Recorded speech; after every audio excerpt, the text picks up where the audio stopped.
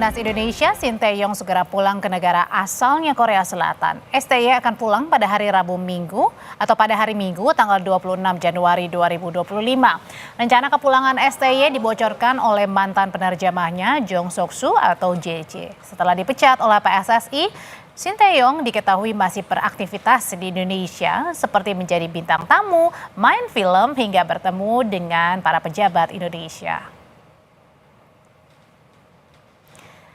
Informasi terkait kepulangan Sinteyong diberikan oleh mantan penerjemah Sinteyong, Jong Sok-soo atau biasa disapa dengan JJ. JJ menulis, Coach Sinteyong akan pulang ke Korea, kampung halamannya pada 26 Januari 2025 pukul 21.50 WIB dengan pesawat Korean Air. Terima kasih atas dedikasinya selama ini.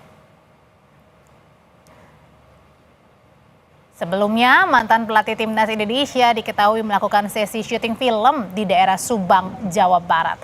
Di kesempatan inilah, Sinteyong berharap agar pemain Timnas bisa menembus panggung Piala Dunia 2026. 일단 저는 인도네시아 축구 대표팀에서 그만뒀지만 인도네시아 축구를 사랑하시는 모든 분들께 이 자리를 빌어서 너무 감사하고 제가 있는 동안은 너무 사랑을 많이 받아서 나는 행복했고 그럼으로써 또 인도네시아 팬들이나 국민들한테 너무 감사하게 생각하고 있다.